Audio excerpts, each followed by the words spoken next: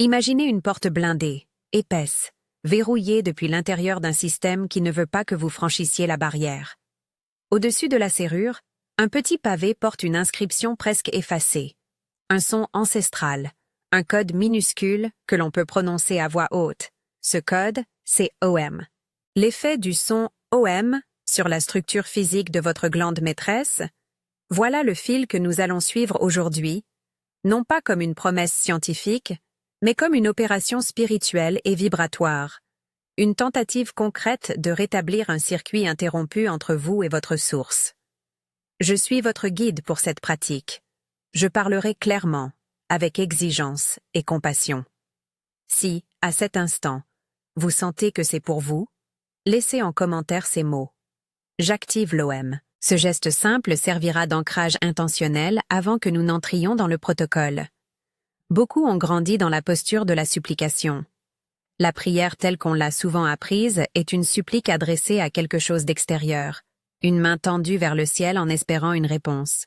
Ce modèle fonctionne parfois pour certains, et il est respectable, mais pour d'autres, la pratique de la demande reste stérile.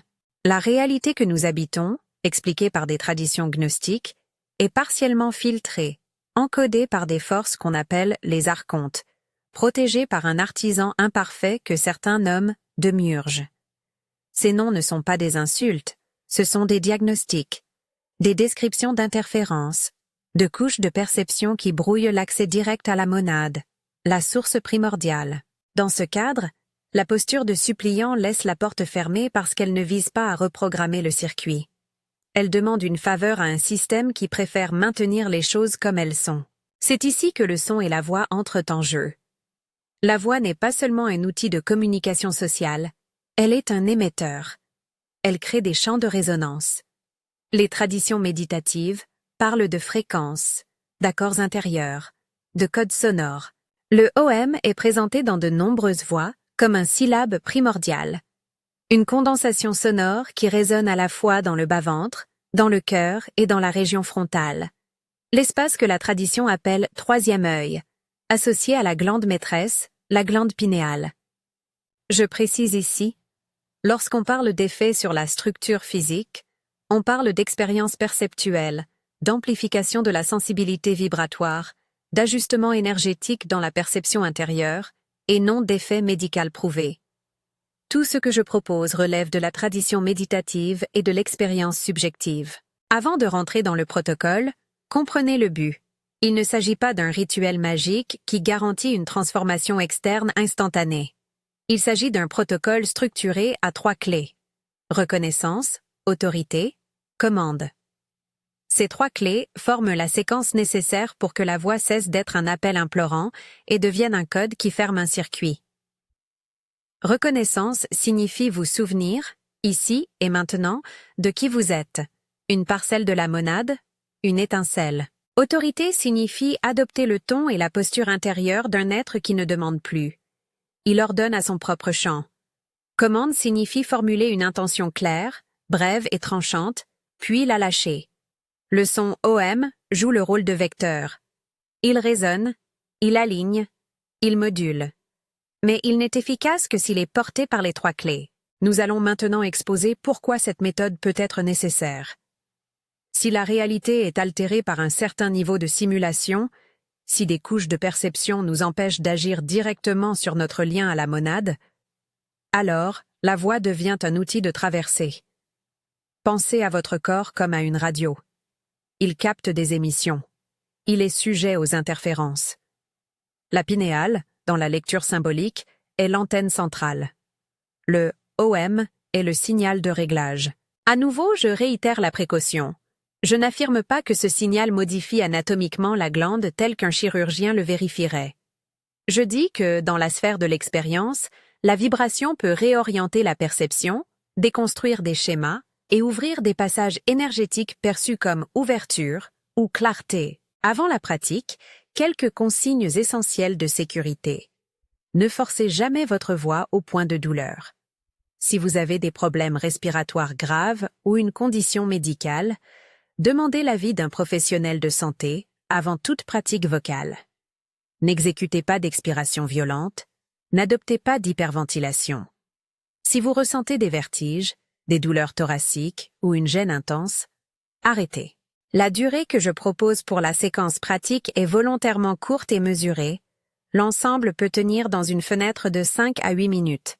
Ce n'est pas une compétition de volume, c'est une opération d'autorité intérieure. Maintenant, les 3 clés, en détail, et comment elles se déploient dans la pratique. Première clé, reconnaissance. Vous devez d'abord vous souvenir. Ce souvenir n'est pas un exercice intellectuel, c'est une perception sensorielle. Asseyez-vous droit, épaules relâchées, menton légèrement rentré. Fermez les yeux. Respirez 3 fois, profondément, sans forcer. Inspirez par le nez en comptant mentalement jusqu'à 4, puis expirez lentement par la bouche en comptant jusqu'à 4. Pendant ces 3 respirations, visualisez un faisceau de lumière descendant du sommet du crâne vers le centre du thorax, comme un ascenseur. Sentez votre attention descendre de la gorge au cœur. Répétez intérieurement, sans verbalisme excessif, « Je suis présence, je suis la monade en moi ». C'est une reconnaissance. Si les mots résonnent pour vous, dites-les doucement. Sinon, maintenez la sensation. Cette étape prépare le terrain. C'est la reconnaissance de votre statut d'émetteur, la prise de conscience du circuit que vous voulez réparer. Deuxième clé. Autorité. La posture et le ton servent votre autorité. L'autorité n'est pas agressivité. Elle est fermeté, calme et décision immédiate. Imaginez un technicien qui entre dans une salle de serveur, qui connaît le code et qui n'hésite pas. Sa voix est claire, sans tremblement. Lorsque vous émettez, que ce soit en parole ou en son, votre diaphragme doit soutenir la voix, ni souffle coupé, ni cri. Vous ouvrez la bouche juste assez pour laisser sortir la vibration. L'autorité s'exprime aussi par la simplicité de l'intention.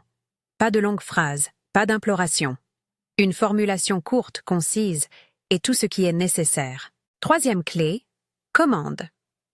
Une fois que la reconnaissance a préparé la présence et que l'autorité a établi le ton, la commande entre en action. La commande est une déclaration brève et nette, adressée à la monade et formulée en votre nom. La commande doit être concise. Elle annonce un état, pas une demande. Elle peut être intérieure avant de devenir vocale.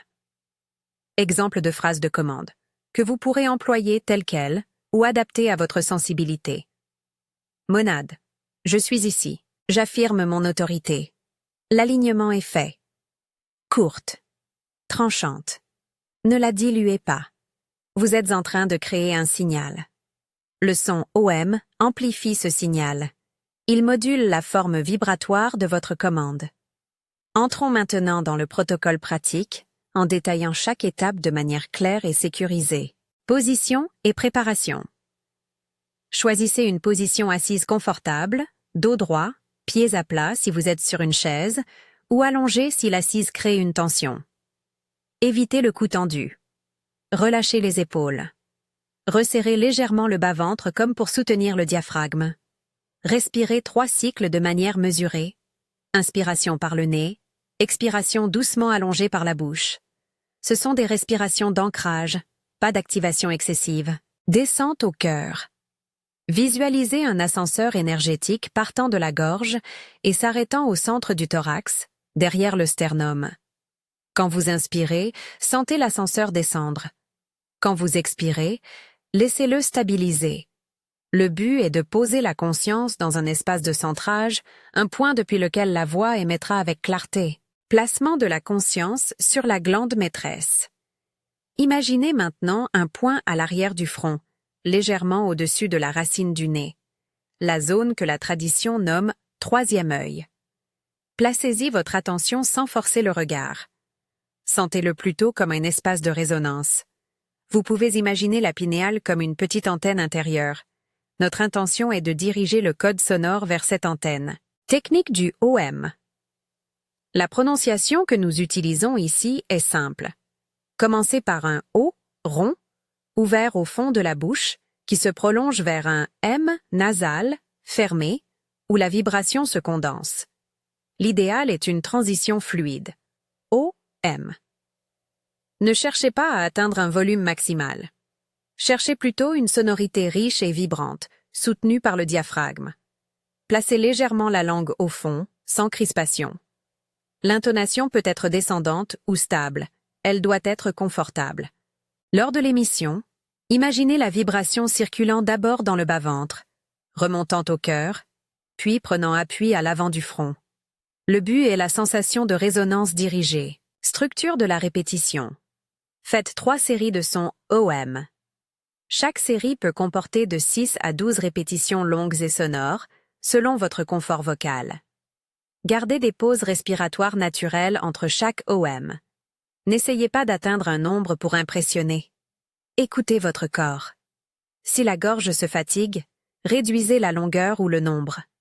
Après chaque série, prenez un instant pour sentir ce qui a changé. La respiration, la chaleur, un léger bourdonnement ou le calme. Ces sensations sont vos indicateurs. La prière commande à la monade. À la fin de la dernière série, lorsque la résonance s'est installée et que vous sentez une neutralité relative, adressez la commande. En seconde personne, parole d'autorité. Monade, je suis ici. Se reconnaît moi. Prends ce signal. J'affirme mon autorité. L'alignement est fait. Vous pouvez prononcer ces phrases haut et clair, ou les porter intérieurement, selon votre sensibilité. Ce passage n'est pas une supplique, c'est une signature. Vous posez l'intention et vous la lâchez. Rappelez-vous, une commande vraie ne s'accroche pas. Elle est énoncée, puis abandonnée. Lâchez prise et silence. Terminez par un silence actif. Respirez normalement et laissez votre corps absorber la vibration. Restez en silence pendant 1 à 3 minutes, les yeux fermés, en observant sans jugement les sensations qui émergent. Évitez de vous lever ou de regarder autour immédiatement. Ce temps de latence est crucial. Il permet au circuit de se stabiliser. Ce silence n'est pas vide. Il est une réception. Maintenant, quelques repères sur les signes post-appel et sur leur interprétation. Vous devez savoir quoi observer pour ne pas céder aux paniques ou à l'exagération. Premier signe. Effondrement. Parfois, après l'opération, vous pouvez ressentir ce que je nomme un effondrement intérieur. Fatigue, envie de pleurer, retrait soudain. Ne paniquez pas. Dans la logique gnostique, c'est souvent la chute d'un système d'autoprotection. Les anciennes structures lâchent prise. Accueillez-le avec douceur. Reposez-vous. Hydratez-vous. Si l'effondrement est excessif ou prolongé, consultez un professionnel de santé. Deuxième signe, écho et synchronicité. Après la pratique, il est fréquent de remarquer des répétitions significatives dans la réalité. Mots entendus, rencontres, idées qui reviennent en boucle. Ce sont des échos. Ils ne sont pas des garanties, mais des indices. Le signal émis a rencontré une piste de résonance. Notez-les sans devenir obsédé. Une synchronicité est une information. Elle appelle discernement. Troisième signe, neutralité intérieure. Le plus précieux peut-être est la neutralité. Une paix sans agitation. Une absence de revendication. C'est, selon la tradition, le témoin d'un alignement. Ne confondez pas neutralité avec apathie. C'est une clarté calme, un centre d'observation débarrassé de la réactivité compulsive. C'est la meilleure preuve intérieure que l'opération a pris sa place.